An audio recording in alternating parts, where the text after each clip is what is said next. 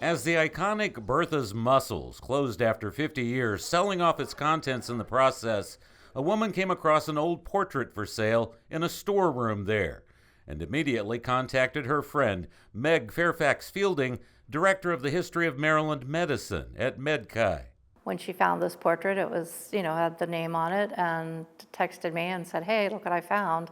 And as soon as I saw it, I knew exactly who it was. It's John Davidge from Davidge Hall. Long before Davidge became the first dean of the University of Maryland School of Medicine, he had already emerged as a somewhat controversial figure here in Baltimore.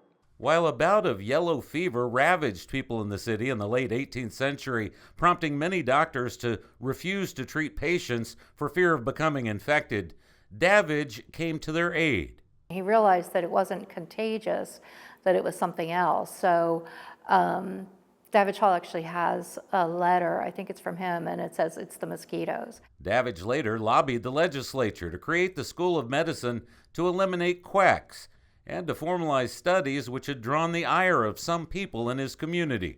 He also taught anatomy and obviously used cadavers for that, and that was not popular. And at one point, they burned his house down. Fairfax Fielding purchased the portrait for a modest sum, and when she learned that the only other known image of Davidge had been stolen decades ago from the historic hall bearing his name, she donated it to hang on its walls.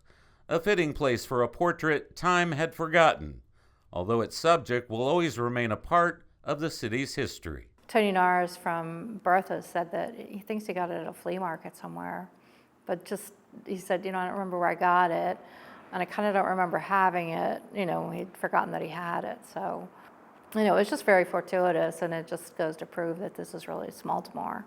In downtown Baltimore, Jeff Hager, WMAR 2 News.